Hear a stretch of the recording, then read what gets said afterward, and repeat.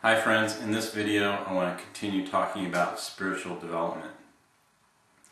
In general, when we're talking about this kind of experiential spiritual development, we are talking about yoga. And yoga is a word that means to join. And what are we joining? Well, in yoga, what we're doing, if you remember our famous little diagram here, is we're joining the unmanifest and the manifest back together into an integrated unity. The unmanifest is entirely whole of itself. It is us who are sticking up into this manifest side who need some assistance in order to really recognize what the true root and ground of our being and what everybody's being is. And that's what yoga is about. There's another word that you should be familiar with when we talk about spiritual development, and that is these people, these great beings who realize the oneness of all of humanity and of all life. These people, besides being called yogis, are called mystics. And a mystic can be found in any religion, any belief system. They all have people who associate with them who are more into looking maybe at the beauty behind nature, looking more deeply at things. Poets like Rumi and Hafiz, these are mystic poets. They're really into what's going on behind the scenes. So if you're inclined to really be entranced and attracted to the mysteries of nature, then in addition to being a yogi, you're probably also a mystic. So we talked last time about concentration and meditation as being two balancing poles to get us started in our spiritual development. And what I'd like to talk to you right now about are some time savers for you, what I would consider the evident open secrets in yoga or in spiritual development. And if you can catch and receive, not only believe, but realize these concepts, then you'll save yourself so much time in your own life, and you really find things lining up for you the way to have a fulfilling life. The first thing to mention is that from the both theoretical and practical experiential viewpoint, the closest thing that you as a human being has as a manifest physical being containing a spiritual being, right? You're a spiritual being, but you have a body. The thing that you have of all of your functions that go on in the body to help you connect with the unmanifest, the clearest and the fastest is your breath.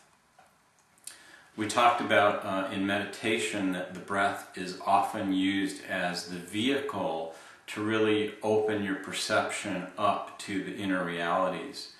And if you know the Jewish or Christian scriptures, it is when the breath of life is breathed into Adam that he becomes a living soul. And if you don't have your breath, then this body is not going to serve you anymore, because your breath, your spirit, isn't there. So the breath, the spirit, the pneuma, prana, ki, chi, these are all things that are pointing to this very mysterious interaction of what we can't see, the breath, coming into the body, enlivening us, and then on the exhale, drawing out from us that which doesn't serve anymore.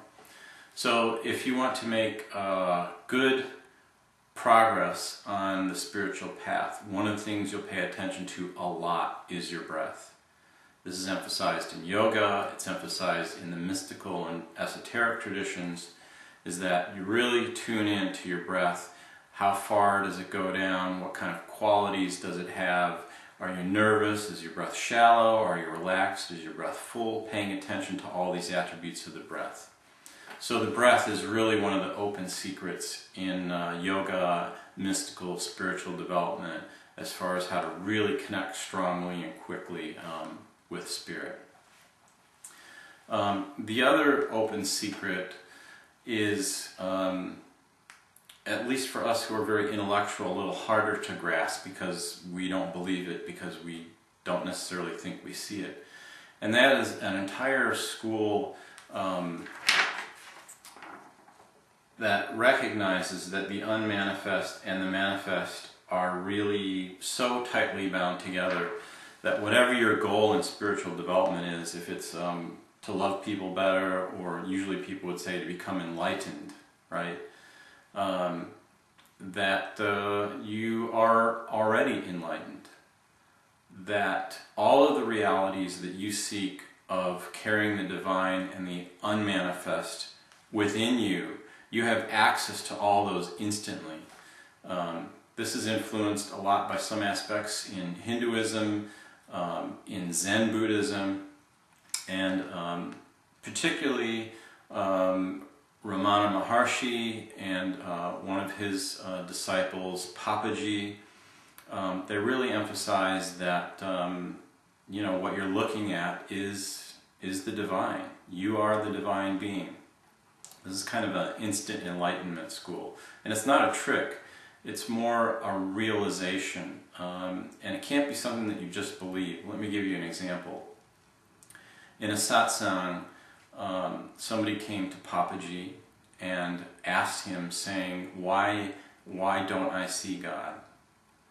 And Papaji says, you don't see God? And he said, no. And Papaji said, well, take what you said and remove the don't, because the don't is just the doubt. And after a few seconds, the person finally got it. He was able to reach a kind of realization, or begin stepping into the realization, that what he was seeing all around him was the divine, just wearing different masks and different forms. So when we're on the spiritual path, I think it's helpful to realize that it's not something that we're trying to get to. It's not like if you do so many of these things and you do so many of that things and you go to this mountain or this cave and meditate for 10 years, then you're going to get it. Spiritual development or enlightenment is not something that you achieve. It's something that you realize. And in fact, all real spiritual wisdom is not through the memorization of complex formulas or different recipes for holiness. It's what you can attune to and what you can harmonize with so that you can realize it. When you can prepare your being, and preparation need only take a moment, but when we can turn away from the world, and in the New Testament, as Paul says, to put on the mind of Christ, or the Christed mind, the yogi mind. If we can get ourselves out of the milieu of the world and just really focus on the divine nature, then enlightenment only takes that second to realize and accept that we are the divine being present upon the earth. So if you can keep that realization, and if you can focus in on that, then all of these other things like concentration and meditation, what they're good for then, if you can achieve that realization that you are the divine person, what they're good for is to help orient those aspects of ourselves that are still here in the manifest world. We still have to have a job, most of us, or go to school, or whatever it is we're doing.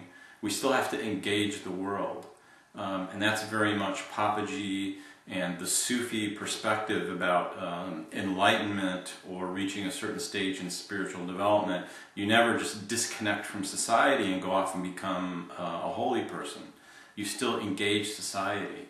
So for the manifest part of us that's still here, these practices can help to take those parts of our psyche that are still trying to integrate and still trying to really deliver the message and really to walk the walk of who we are.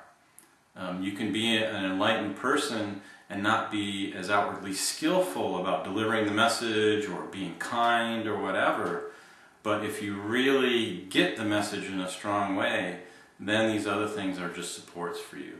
So I'm saying, be balanced. Yes, take the realization that you are already an enlightened being, and if that doesn't register strongly enough for you, then yes, certainly things like meditation, concentration, focusing on the breath, and keeping plugged into some kind of spiritual community where there are like-minded folks who are also on the path. These things all help you. Alright, I'll have more to share on the next video. Thank you.